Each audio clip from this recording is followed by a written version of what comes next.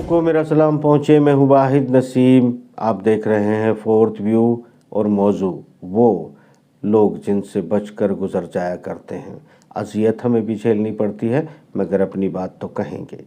आज 3 अहम मौजू होंगे। इनमें सबसे पहला मौजू होगा भारत ने क्वाड कोर की या अमेरिकन दबाव को क्या झटक दिया है और रशिया को लेकर अपने स्टैंड को क्लियर कर लिया है। जयशंकर ने क्या कहा, इस पर बात करेंगे। दूसरा टॉपिक होगा हमारा, क्या पुतिन ने तय कर लिया है कि तुर्की को अगला एनर्जी हब बनाने जा रहे हैं और जिससे यूरोप यानी ब्लैक सी के ज़रिए यूरोप को कनेक्ट करके इसमें क्या क्या अड़चनें आ सकती हैं। गल्फ़ का क्या होगा, सऊदी का आगे चलकर क्या स्टैंड हो सकता है और रशिया अगर इस बाज़ार को पकड़ता है तो फिर वो किस तरह आपसी कंपटीशन शुरू होता है, इस पर भी बात करेंगे। और एक अहम मौजू होगा आखिर में कि क्या सचमुच ज़ेलेंस्की अमेरिका को परमाणु युद्ध के मुहाने पर ले आया है और अगर ले आया है तो क्यों ले आया है। सबसे पहले आइए देखते हैं ये रिपोर्ट। भारतीय विदेश मंत्री सुब्रमण्यम जयशंकर ने रूसी हथियारों का बचाव करते हुए कहा कि शीत युद्ध के दौरान अमेरिका और पश्चिमी देशों द्वारा पाकिस्तान की सैन्य तानाशाही के समर्थन के कारण दिल्ली को सोवियत की ओर रुख करने के लिए मजबूर होना पड़ा। सुब्रमण्यम जयशंकर से जब यह सवाल पूछा गया कि क्या अब रूस के साथ संबंधों पर पुनर्विचार का समय आ गया है, तब सुब्रमण्यम जयशंकर ने सीधे जवाब ना देकर डिप्लोमेटिक जवाब देते हुए कहा कि भारत के पास रूस के हथियारों का बड़ा जखीरा है और भारत अपने हितों को ध्यान में रखते हुए फैसला लेने की क्षमता रखता है। हाँ, देखिए दोस्तों, जिस तरह क्वाड कोर में हमारे विदेश मंत्री ने अपनी बात कही, ये तो सही है कि स्पष्ट एक स्टैंड नहीं लिया गया है मगर फिर भी इशारे में अपनी बात को मुकम्मल तौर पर कह दिया है। मगर इसमें जो इम्पोर्टेंट बातें हैं वो समझने की है। वो क्या है, देखिए, उन्होंने कहा कि मजबूरी थी कि वेस्टर्न वर्ल्ड ने भारत को हथियार नहीं दिए और हमें रशिया से या यूएसएसआर से हथियार लेने पड़े क्योंकि वेस्टर्न जगत पाकिस्तान के साथ खड़ा हो गया था। अलबत्ता मैं ये कहूँगा कि शायद ये अधूरा इतिहास है। जिस इतिहास को मैं जानता हूँ वो ये है कि पंडित जवाहरलाल नेहरू ने 1946 में ही रशिया के साथ अपने संबंधों को बेहतर बनाने की शुरुआत कर दी थी और ये एक खेल था, इसको हम छोटी मोटी बातों में उलझा नहीं सकते। तो कुल मिलाकर मैं इस पूरे बयानिए से तो सहमत नहीं हूँ मगर ये स्पष्ट है कि भारत को अपना स्टैंड क्लियर थोड़ा बहुत करना पड़ा है कि रशिया का मुतबादिल पश्चिमी जगत अभी नहीं है और हमारे पास हथियार जो है वो रशिया के हैं और रशिया के साथ खड़े हैं। हालांकि इसमें लाचारगी दिखाने की कोशिश की गई है, इसको मैं सख्त स्टैंड के या एक तरफा स्टैंड के रूप में नहीं देखता हूँ। अलबत्ता इसे अगर आप देखें तो जो इस मुद्दे को लेकर या क्वाड को लेकर जो ex prime minister of Australia ने कहा है वो बहुत इम्पोर्टेंट है। एक्स पीएम ऑस्ट्रेलिया ने जो कहा है वो ये कहा है कि ये क्वाड एक बकवास प्लेटफॉर्म है, इसके कोई मायने नहीं है क्योंकि बीआरआई बढ़ता चला जा रहा है और क्वाड के मेंबर्स इस तरह से मजबूत नहीं हैं कि वो यहाँ चाइना को रोकने में सक्षम हो जाएं, क्योंकि जो क्वाड के मेंबर हैं वो बीआरआई के मेंबर भी हैं उनमें से कुछ और बीआरआई में भी अपना इंटरेस्ट ले रहे हैं। बीआरआई का मतलब यानी चीन ने जो एक अपनी राहदारी शो या बिजनेस कोalition बनाया है और जिस कोalition को लेकर पुतिन और शी जिनपिंग ने एक लंबा प्लान तैयार किया है, दुनिया उससे जुड़ती जा रही है, यूरोप के देश भी जुड़ते जा रहे हैं। यहाँ तक कि कुछ अमेरिकन एक्सपर्ट का ये भी मानना है और ऑस्ट्रेलिया के एक्सपीएम का भी ये मानना है कि आने वाले कुछ सालों के अंदर 147 देश इससे जुड़ जाएंगे और चूंकि भारी इन्वेस्टमेंट इस रास्ते पर चाइना कर रहा है और अब चाइना को रोकना इस मायने में भी मुमकिन नहीं क्योंकि क्राइसिस बढ़ चुके हैं। आईएमएफ ने चेतावनी जारी कर दी है। आईएमएफ का कहने का मतलब ये है कि आने वाले दिन पर्स खाली होंगे, स्थितियां ख़राब हो जाएंगी और हम बहुत ही बड़े रिसेशन की तरफ बढ़ रहे हैं, दुनिया बढ़ रही है। ऐसे में कुछ यूरोपियन यूनियन के एक्सपर्ट की राय ये भी है कि हमें इस वक्त टकराव की स्थिति छोड़कर चाइना के साथ अपने संबंधों को बेहतर करना चाहिए, क्योंकि हमने अपनी अर्थव्यवस्थाओं को रशिया और चाइना बेस बना रखा था। इसे आसानी से इस वक्त विड्रॉ करने का मतलब होगा कि हम भारी क्राइसिस की तरफ बढ़ रहे हैं। ये मैं आज ओपिनियन आप लोगों को बता रहा हूँ। ये जो इस वक्त सूरत हाल है, दोस्तों आपको याद होगा कि मैं ये कहा करता था, या मेरे तमाम आर्टिकल्स जो हैं वो इस बात को लेकर थे कि the great game, the new great game और ग्रेटर यूरेशिया, इन दो ताकतों के बीच जो प्लान चल रहे थे, मैंने कदम बकदम लोगों तक पहुंचाने की कोशिश की, समझाने की कोशिश की, और आज उनका टकराव आप देख रहे हैं। The great game, the new great game और ग्रेटर यूरेशिया आज फाइट पर उतर आए हैं, लड़ रहे हैं, और अब ग्रेटर यूरेशिया और ग्रेट गेम के बीच फैसला होना तय है। तो कुल मिलाकर यहाँ ये भी बात वाज़ेह होती चली जा रही है कि इस वक्त ग्रेटर यूरेशिया भारी पड़ता हुआ नज़र आ रहा है। न्यू ग्रेट गेम इस वक्त घुटनों के बल आ चुका है। चूँकि यहाँ जेलेंस्की पर आऊँगा, इसके बाद आने की कोशिश करूँगा। इससे पहले आपको ये रिपोर्ट दिखाने की कोशिश करता हूँ पहले कि ये ग्रेट गेम और न्यू ग्रेट गेम और ग्रेटर यूरेशिया, अब उनके जो अब अगले मोमेंट हैं वो किस तरह से आगे की तरफ बढ़ रहे हैं और वो क्या चाहते हैं। ये रिपोर्ट देखें। काला सागर के रास्ते तुर्की में गैस हब बनाने का व्लादिमीर पुतिन का ऐलान। रूसी राष्ट्रपति व्लादिमीर पुतिन ने कहा कि यदि रूसी साझेदार रुचि दिखाते हैं तो रूस यूरोप की आपूर्ति के लिए तुर्की में गैस हब स्थापित करके नॉर्थ स्ट्रीम पाइपलाइन के माध्यम से काला सागर क्षेत्र में खोए हुए यातायात को फिर से सुचारू कर सकता है। पुतिन ने आज, जैसा कि आपने देखा कि पुतिन ने एक ऐलान किया है, और उस ऐलान में ये कहा गया है कि नॉर्थ स्ट्रीम को तुर्की, काला सागर के ज़रिए तुर्की तक ले जाया जाएगा, और एनर्जी का बड़ा हब जो है वो तुर्की को बनाने का इरादा कर चुका है व्लादिमीर पुतिन। ऐसी स्थिति मेरे ख्याल से अब बहुत क्रिटिकल हो जाएगी। शायद जर्मनी को बहुत बुखार चढ़ने की आवश्यकता है, क्योंकि यूरोप का पहले जो रास्ता नॉर्थ स्ट्रीम 1, नॉर्थ स्ट्रीम 2 का था, वो रास्ता, इसमें जर्मनी का एक बड़ा इन्वॉल्वमेंट रहता था, और इसमें पोलैंड को भी फ़ायदा होता था। तो इस तरीके से यूरोपियन दूसरी छोटी छोटी कंट्रीज़ तक भी जो सप्लाई पहुंचती थी, उसमें एक अलग से बेनिफिट जर्मनी ले लिया करता था। और अब ये बेनिफिट अगर तुर्की के हिस्से में आ जाता है तो आप समझ सकते हैं कि नाटो तो छोड़िए, यूरोपियन यूनियन तुर्की का अगला मोहताज होने जा रहा है। ये एक बड़ा मोमेंट है, और ये सोची समझी वो रणनीति है जिसमें आपको याद होगा ना दोस्तों कि मैंने बहुत बार ये पॉइंट आउट किया था। मैंने सलाहुद्दीन अय्यूबी की मज़ार का दौरा भी इसमें इंक्लूड किया था, और लगातार बहुत सारे सालों से मैं आपको बताते आया था कि जो रजब तैयब एर्दोगान और पुतिन मिलकर जिस गेम को खेलेंगे, वो अब मेरे ख्याल से अपने आखिरी चरण में दाखिल हो चुका है। क्योंकि अगर रूस ब्लैक सी, ये जो अभी के जो हमले हुए हैं, जो सेनाएं पीछे हटाई थी पुतिन ने, जिसमें कुछ मीडिया, उनका जिक्र खैर ज़्यादा नहीं करना चाहिए, क्योंकि अब तो आप भी उनको मीडिया मानना बंद कर दीजिए, क्योंकि समझ की बहुत ज़्यादा कमी है, और प्रोपोगंडा को हाईलाइट करते हैं, नुकसान होता है, कॉमन सेंस वालों को भारी नुकसान होता है। फिर उनको जो बातें मैं करता हूँ उनको वो समझ भी नहीं आती, वो बेचारे उलझ के रह जाते हैं, क्योंकि 1000-2000 टेलीविज़न अगर एक ही तरह की बकवास करते हैं तो फिर लोग थोड़ा गुमराह तो हो ही जाते हैं, ये वाजिब भी बनता है। मैंने उस वक्त भी आप लोगों को ये बताने की कोशिश की थी बाकायदा कि देखिए, जिस तरीके से यहाँ से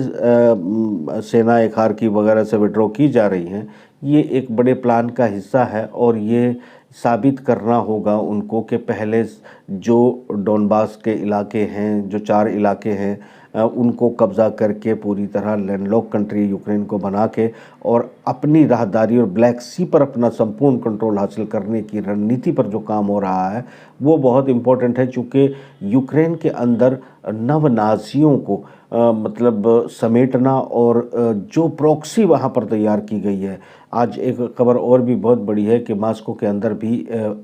एफएसबी ने एक एयर डिफेंस सिस्टम को जो है वो डिटेन किया है, बल्कि पकड़ लिया है उनको, ले जाकर कोई ब्लास्ट करने वाले थे, कोई धमाका आतंकवादी हमला करने वाले थे। ये वो आतंकवादी हमलों पर उतर आए हैं जो जिनकी प्लानिंग की गई थी बहुत पहले से। हमने आप और आपने चर्चा की थी कि आखिरकार यूक्रेन में लंबे समय तक प्रॉक्सी के हवाले उलझाने की जो रशियंस को रशियन फौजों को कोशिश है पश्चिमी जगत की, उस पर काम हो रहा है। और वो कामयाब होगी कि नहीं होगी, हालांकि मैंने उस वक्त तो मना ही किया था कि कामयाब नहीं हो पाएगी, क्योंकि इसको एक मुकम्मल इंतज़ाम के साथ इस बार डिटेक्ट करके क्लीन करने की जो कवायद है, जो सीरिया में सीखा, जो सबक इराक में सीखा गया, जो सबसे अहम सबक जो अफ़गानिस्तान में सीखा गया, और फिर रशियन फोर्सेस ने ये जो एंटी टेररिज्म है इसके रिहर्सल्स और टिप्स जो पाकिस्तान से भी लिए, ये बहुत इम्पोर्टेंट फैक्टर्स थे जिनको यूक्रेन में इनकी सोची समझी रणनीति, द न्यू ग्रेट गेम जैसी जो प्लानिंग है वो पूरी तरह धराशायी हो चुकी है। जो सलवटें हैं, जो परेशानियां हैं, वो अमेरिकन्स और यूरोपियंस के चेहरों पर आप बड़े आसानी से देख सकते हो। यहाँ जो नया एयर डिफेंस सिस्टम अभी अमेरिका और भेज रहा है वो पहले ही नाकाम हो चुका है, और ये साबित हो चुका है कि रशिया के दोयम दर्जे के हथियारों के सामने भी पश्चिमी जगत के पास कोई एयर डिफेंस सिस्टम नहीं है जो कि किसी भी देश की हिफाजत कर सके या उसका कोई तहफ़्फ़ुज़ कर सके। शायद यही वजह है कि सऊदी अरब ने भी दामन झाड़ लिया है। हालांकि उन्होंने वहाँ से पैट्रियट और थाड़ हटाया था, मगर हटाने की वजह ये बताई थी कि हम सऊदी सरकार से नाराज़ हैं, जबकि वहाँ भी असल वजह ये थी कि जो ड्रोन होशी बागियों को इनाम देता है और जो कई बार सफल हमले जो हैं वो आरामको से लेकर और अरब कोalition फोर्सेस पे जो किए गए हैं उनकी सफलता, और थार्ड और पैट्रियट का फेलियर, जो चिंता की लकीरें अमेरिका के माथे पे थी, पेशानी पे थी, उनको और बढ़ाते हुए आगे बढ़ गया था। और यहाँ पर वापस लेने के बावजूद कोई नई सिस्टम उन्होंने जो अभी देखा वो नेसेम करके कुछ जो नया एयर डिफेंस सिस्टम है जो कह रहा था कि ये तमाम जो वेपन्स हैं, मिसाइल्स हैं, उनको रोक देगा और यूक्रेन की रक्षा करेगा। उसकी एक बैटरी पहले से ही फेल हो चुकी है, 4 बैटरियां अमेरिका और भेज रहा है। वो पहुंचेंगी भी कि नहीं इस पे डाउट है। पहुंच गई तो पहली का जो हुआ बाद का भी वही होने जा रहा है। यानी पश्चिमी जगत को जर्मनी भी एक एडवांस एयर डिफेंस सिस्टम भेज रहा है। यहाँ पर सबसे बड़ी जो पुतिन की रणनीति है उसमें ये क्लियर है कि एयर डिफेंस सिस्टम जो भेजे जा रहे हैं पश्चिमी जगत की तरफ से यूक्रेन के अंदर, वो डिस्ट्रॉय भी हो रहे हैं, असफल भी हो रहे हैं। इसका सीधा पैगाम इन तमाम देशों को जा रहा है कि देखिए आपके पास रशियन अटैक से बचने का कोई उपाय मौजूद नहीं है, इसलिए धमकी देना बंद करें और एक तरफा पूरी दुनिया पे जो आप हुकूमत करते आए हैं ये खेल अब ख़त्म करें। और आसानी से अगर आप चाहें तो टेबल पे बैठ के आप यूक्रेन में आएँ, डोनबास, ज़पोरिज़िया और 4 इलाके LPR DPR जो है वो उनकी मान्यता दे दी जाए, और क्रीमिया का तो जिक्र भी आप ना करें। यानी कि कुल मिलाकर यह है कि अमेरिका सहित तमाम पश्चिमी जगत आए टेबल पर, रूस के सामने घुटने टेके, उसे दुनिया की सुपर पावर माने और उसके बाद शांति से बैठ जाए। और फिर अगर कुछ बातें करनी हैं तो फिर व्यापार पे बातें आएंगी, और फिर एनर्जी के साथ साथ बाज़ार के बंटवारे पे बातें आएंगी। याल्टा TT में जिस तरह से बेईमाना हुआ था, याल्टा अधिवेशन की संधियों में और एग्रीमेंट्स के अंदर जो कुछ तय किया गया था, उसके तुरंत बाद शीत युद्ध की शुरुआत करके USSR को तोड़ने तक और फिर रूस को भी कम करने तक और उसको उसकी सरहदों के अंदर तक समेटने की जो कवायद लगातार बिना थके पश्चिमी जगत करता रहा, अब वो वापस कर दिया गया है। ये वो सच्चाइयाँ हैं जिससे आप इनकार करेंगे तो भी ये सच रहेगा, आप इनकार नहीं करेंगे तो भी यही सच रहेगा। तो कुल मिलाकर हम इस सेगमेंट में बात कर रहे थे कि रजब तैयब अर्दगान की और पुतिन की रणनीति मुस्लिम जगत को साधते हुए और तेल बाजार में समन्वय बिठाकर दुनिया को आने वाले दिनों में अपने बाजार को कंट्रोल करना और फिर प्रोडक्टिविटी के ज़रिए अफ्रीकन कंट्री में जो इस वक्त आतंकवाद है, टेररिज्म है, उसको तुर्की और रशिया, चाइना इन्वेस्टमेंट करेगा, प्रोजेक्ट्स लगाएगा और तुर्की और रशिया मिलकर वहाँ जो आतंकवाद है, जो मैं बहुत पहले आपको बता चुका हूँ कि ब्लैक वाटर वर्ल्ड वाइड भी अफ्रीकन देशों में काम कर रहा था, तो इन देशों को क्लीन किया जाएगा। फ्रांस से लोग दामन छुड़ाने लगे हैं, ब्रिटेन से भागने लगे हैं, वजूद इनका ख़त्म होने के कगार पर। मतलब वो ताकत के तौर पर धमकियाँ, नाटो पावर, सुपर पावर जैसी कहानियाँ कल की बात हो चुकी हैं। अब अफ्रीकन्स भी समझेंगे, वहाँ के राजा भी समझेंगे, और अगर उनको कोई बात कही जाएगी, भाषा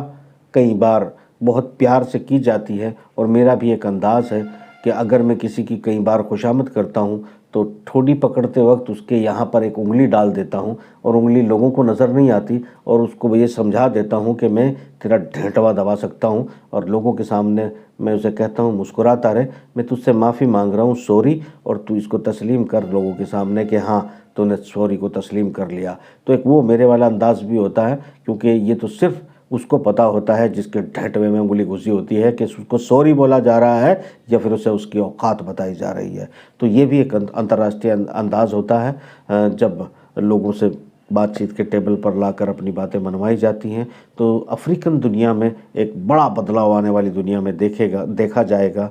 और IMF के ज़रिए और तमाम जो अलर्ट इस वक्त जारी किए जा रहे हैं उनके ज़रिए ये बात से हो चला है कि करेंसी क्राइसिस होने वाले हैं, फूड क्राइसिस होने वाले हैं, और पश्चिमी जगत का उद्योग अब सस्टेंड नहीं कर पाएगा। बहुत सारी रिपोर्टों को मैं आपको नहीं बता रहा हूँ, डिटेल नहीं बता रहा हूँ, मगर मैंने वो कंक्लूज़न पढ़ लिए हैं। उनका लबो लबाब ये है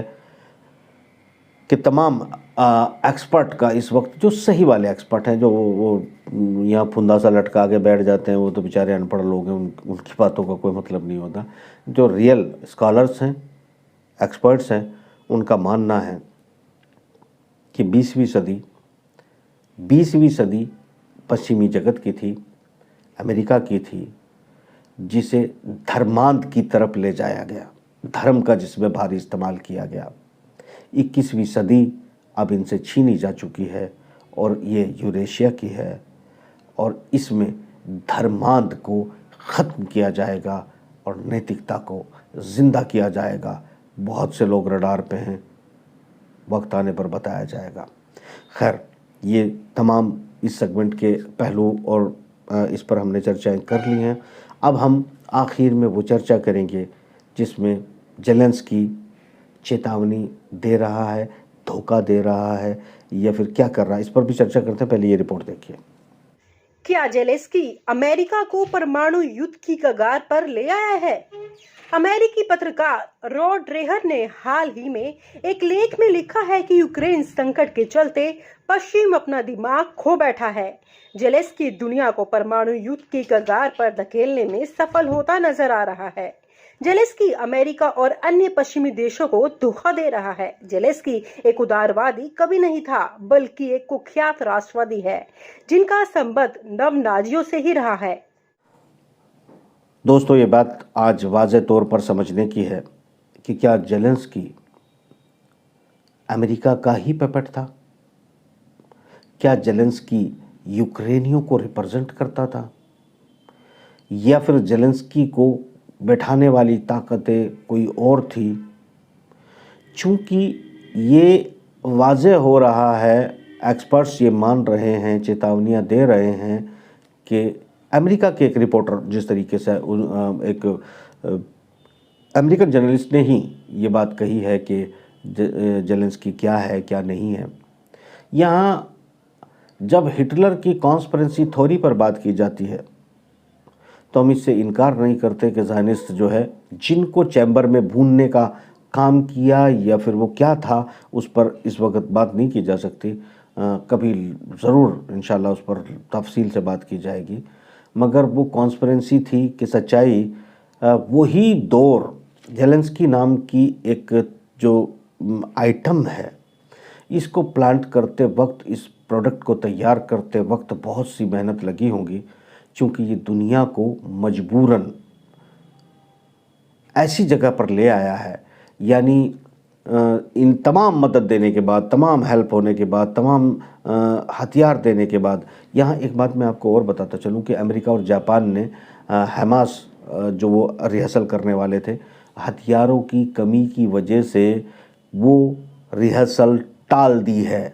जापान और अमेरिका ज्वाइंट एक्सरसाइज करने वाले थे, मगर अब उनके पास हथियारों की भारी कमी है, इस वजह से उन्होंने ये रिहर्सल टाल दी है। जर्मनी के पास ऑलरेडी हथियार बहुत शॉर्ट हो चुके हैं। यानी तमाम पश्चिमी जगत, जिसमें टैक्टिकली और टेक्निकली जिस तरीके से यूक्रेन को हैंडल किया गया, स्लो, मैंने पहले भी कई बार कहा था कि जब यहाँ पर हथियार आ जाते हैं, यूक्रेन में डिप्लॉय हो जाते हैं, उसके बाद जहाँ हज़ारों सैकड़ों मिसाइलें आती हैं और वेपन्स आते हैं, उनको एक मिसाइल से रशिया उड़ाने का काम करता है। चूँकि उनकी एक मिसाइल या 2 मिसाइल खर्च होती है और इनका ज़ख़ीरा का ज़ख़ीरा उड़ जाता है। इसी रणनीति के तहत, ये आज नहीं कह रहा हूँ मैं, युद्ध के शुरुआती दिनों से आपको ये बात बताता आया हूँ। यानी रशिया ने अपना कम से कम इन्वेस्टमेंट किया। ठीक उस तरह जब रेस पर दौड़ते हैं, ट्रैक पर दौड़ते हैं, अक्सर जो जीतने वाला है वो तीसरे या चौथे नंबर पर बिना थके उनकी कदम चाल के साथ दौड़ता रहता है, और जैसे ही वक्त आता है वो फिर निकल के बहुत तेज़ी से उनसे आगे चला जाता है। तब तक वो खुद थक चुके होते हैं, वो फुल अपनी स्पीड से भाग रहे होते हैं, और वो उनकी स्पीड को पैरेलली मेंटेन करके उनके साथ चलता है, अक्सर वही जीतता है। तो यही स्थिति जो है हमने पहले से बताई थी कि अब पश्चिमी जगत हथियारों से खाली होने लगा है। मैं ये नहीं कह रहा हूँ बेवकूफ़ मीडिया की तरह कि अब दुनिया के पास हथियार नहीं बचे हैं, मगर जो छोटे हथियार थे, जो ऐसी लड़ाइयों में काम आते थे, वो ख़त्म हो चुके हैं। अब दुनिया के पास रास्ता बचता है कि वो परमाणु या बड़े हथियारों के युद्ध के साथ मैदान में उतरे। चूँकि यूक्रेन का जो हाल अभी तक चल रहा है कि कार की धड़ाधड़ वहाँ पर जो है हमले किए जा रहे हैं, और जो इन्होंने प्रॉक्सी भेजी है उनको पकड़ा जा रहा है, एफएसबी सैटेलाइट से उनको डिटेन कर रहे हैं, बहुत से लोगों को पकड़ लिया गया है। ये वहाँ आतंकवादी हमला करवाना चाह रहे थे, वह आतंकवादी हमले से पहले ही उनको कैप्चर किया जा रहा है। कुछ बताया जा रहा है, कुछ नहीं बताया जा रहा है। मतलब इनका तमाम जो प्लान था वो फेल हो चुका है। नवनाजियों के चेहरे उतर चुके हैं, उनका जो गोश्त है वो खाल छोड़ना शुरू हो चुका है, और उनको समझ आ गया है कि अब उनके बचने के दिन शायद नहीं रहे हैं। और जिस तरीके से अलग अलग फोर्सेस को इकट्ठा किया है जवाब के तौर पे, जिस तरीके से प्रॉक्सी को पश्चिमी जगत ने यहाँ डिप्लॉय किया, इसी तरह रशिया ने रिटेलिएट देने के लिए अलग अलग जगह से लोगों को बुलाकर और उनके महारत का इस्तेमाल किया, और यहाँ इनको बिल्कुल आखिरी कोने से लगा दिया गया है। अब ज़ेलेंस्की अब भी दुनिया को ये कह रहा है कि ये इंतज़ार मत करो कि पुतिन हमला करे, बेटर ये है कि पुतिन पर परमाणु हमला कर दिया जाए। ये वो बात है, ये ज़ेलेंस्की की वो बात है कि इसको दुनिया की तबाही के लिए लाया गया था, और ये बहुत ख़तरनाक मोहरा मुझे नज़र आता है। जिस वर्ड का बाइडन ने इस्तेमाल किया, आर्मेगेडोन यानी क़यामत की तबाही, उसको जिसमें धार्मिक किताबों से लिया गया, उन का इस्तेमाल करके लोगों के माइंडसेट को प्रेपरेशन के लिए तैयार किया जा रहा है। दरअसल जिन्होंने वो शब्द बाइडन को दिया, क्योंकि ये आप देख चुके हैं ऑलरेडी कि वहाँ उनकी एक पूर्व राष्ट्रपति पद की दावेदार भी ये कहकर छोड़ चुकी है कि ये लोग तो चंद लोगों के फ़ायदे के लिए ये लोग जो है सरकार चलाते हैं, और ये युद्ध, ये शांति नहीं चाहते। तो ये सब बातें जो है शांति नहीं चाहते, और वो सब जो बातें मैं कहता आया था वो प्रूव हो चुकी है, उनके अपने एक्ट के द्वारा प्रूव हो चुकी है, उनकी अपनी नेता ये बात कह चुके हैं। अब मेरे कहने के लिए कुछ बचा नहीं है। यहाँ मुस्लिम जगत, मतलब मैं पहले इस बात को ख़त्म करते हुए वापस आता हूँ, तो यहाँ ज़ेलेंस्की का जो सूरत हाल है वो मुझे बिल्कुल वाज़ेह तौर पर यह नज़र आ रही है कि अब अमेरिका के पास, पश्चिमी जगत के पास कोई चॉइस नहीं बची है कि वो परमाणु वॉर ना करे। पश्चिमी जगत मिलकर रिहर्सल करने जा रहे हैं, परमाणु रिहर्सल करने जा रहे हैं और ये एक और कदम दुनिया के ख़तरे के लिए आगे बढ़ रहा है। अब अमेरिका के पास, ब्रिटेन के पास एक ही रास्ता है, चूँकि वो ग्राउंड पर युद्ध हार चुके हैं, समंदर में युद्ध हार चुके हैं और माफ़ करना, ईरान के साथ प्रशांत महासागर में भी जो है, इंडो सागर में भी रशिया रिहर्सल कर रहा है ईरान के साथ में, यानी पैसिफिक्स के अलावा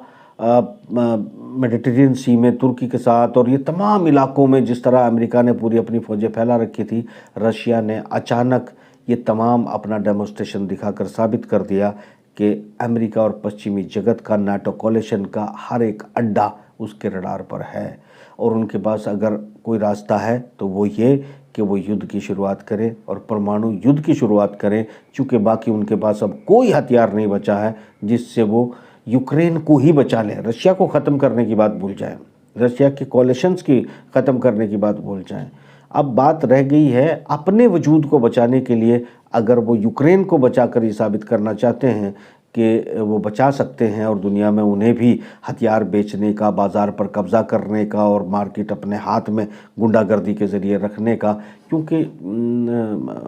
आता हूँ ये गुंडागर्दी का इनका क्या मतलब है। तो ये जो इनका दौर है वो अब समाप्त हो चुका है और अब इनके पास एक ही रास्ता है कि ये परमाणु अटैक करें और जेलेंस्की को प्लांट करने वाले लोग शायद दुनिया की ऐसी ही तबाही चाहते हैं। तो खैर ये देखना होगा कि परमाणु अटैक हो पाता है कि नहीं हो पाता है, जो दूसरी ताकतें हैं वो इसको कैसे डिफेंड करती हैं, ये अलग बात है।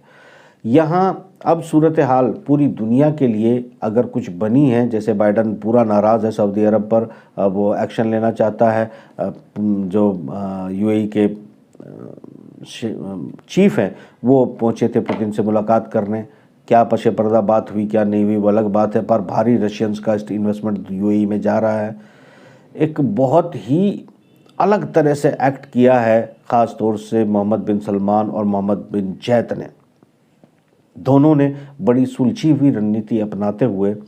दोनों पक्षों को साधते हुए अपनी पोजीशन को बहुत मजबूत किया है और धीरे धीरे अब ये लोग शायद ईरान और तुर्की के साथ भी अपने संबंधों को बेहतर करके एक यूरेशिया, ग्रेटर यूरेशिया की बुनियाद में अपनी हिस्सेदारी डालेंगे और डूबते हुए पश्चिम के जहाज़ से उतरकर भाग निकलेंगे। तो ये जो अब आने वाले दिन हैं वो बड़े ही मतलब एक्साइटिंग है और बड़े ही डरावने भी हो सकते हैं, मगर ये इस वक्त की जो सच्चाइयाँ हैं वो ये हैं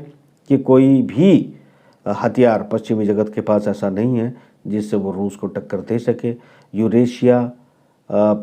greater Eurasia, the new great game के बीच वार आखिरी चरण में आ पहुंचा है और इसके नतीजे मुझे वही नज़र आ रहे हैं जो मैंने पहले अपने लेखों में लिखे हैं। तो इस प्रोग्राम में फ़िलहाल इतना ही, इंशाअल्लाह फिर मुलाकात होगी और हम फिर उन्हीं बातों को करेंगे जिनको लोग छोड़ दिया करते हैं। खुदा हाफिज़।